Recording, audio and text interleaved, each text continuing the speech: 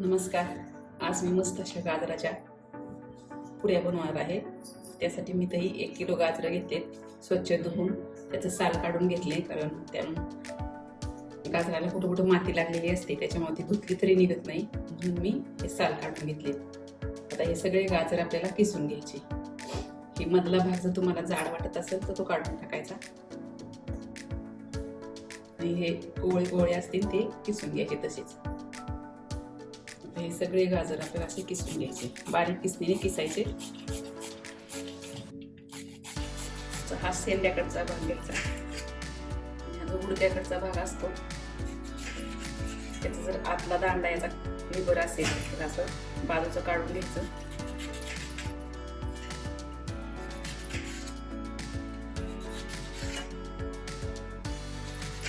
हा मधला भाग काढून टाकायचा. हे सगळे गाजर किसून झाले. आता हा गाजराचा किस आहे ना, आपल्याला थोडासा तेलावरती परतून घ्यायचा. त्याला जिऱ्याची फोडणी द्यायची आणि मस्त असा परतून घ्यायचा. आता इथं कढईमध्ये 2 चमचे तूप तेल टाकायचं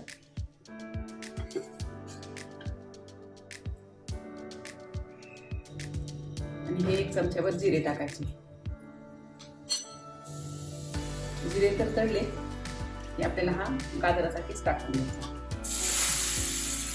हे गाजराचा किस आपल्याला 4-5 मिनिटे चांगला परतून घ्यायचा. आता हे गाजराचा किस परतून झालेला आहे चांगला. त्यामध्ये 2 चमचे तेल टाकायचे, चवीनुसार मीठ टाकायचं, तिखट आवडीनुसार मिरची पावडर टाकायची, थोडी हळद,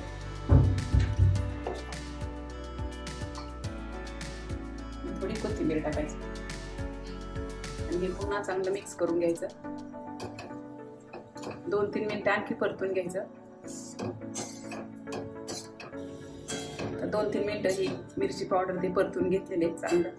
आता किस एका मोठ्या ताटामध्ये ओतून काढायचा आणि थंड होऊ द्यायचा. आता हा गाजराचा किस थंड झालाय, त्यामध्ये थोडीशी धना पावडर आणि जिरा पावडर टाकायची.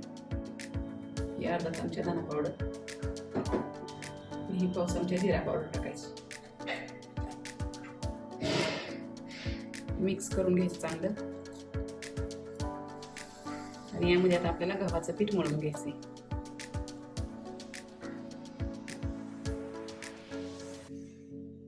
मावेल तेवढं पीठ मळायचं आपल्याला. थोडं जास्त जरी झालं तरी काय हरकत नाही, गरज पडली तर पाणी वापरायचं थोडं. मळताना आपल्याला थोडंसं पाणी लागणारच आहे. पण अगोदर गाजराच्या किसामध्ये हे पीठ छान मिक्स करून घ्यायचं आणि नंतर थोडं थोडं पाणी टाकून मळायचं. हे पहा, गाजराच्या किसामध्ये सगळं पीठ असं मिक्स करून घ्यायचं आणि आता थोडं थोडं पाणी टाकून हे एकजीव करायचं. पीठ घट्ट ठेवायचं, कारण पुऱ्यांसाठी पीठ जरा घट्टच लागतं.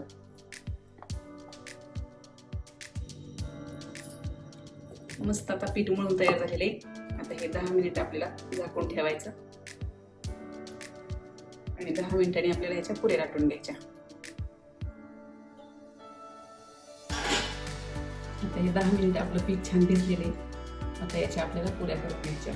तर मी याची चपाती लाटून वाटीच्या साह्याने याच्या पुऱ्या पाडणार आहे. तुम्हाला जशा हव्या वाटतील तशा तुम्ही लाटू शकता. एक चपाती एवढा उंडा घ्यायचा, थोडंसं कोरडं पीठ टाकून याच्यावरती लाटून घ्यायचं.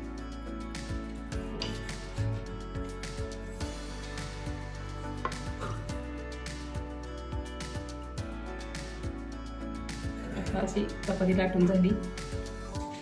आता याच्या वाटीने आपल्याला पुऱ्या पाडून घ्यायच्या.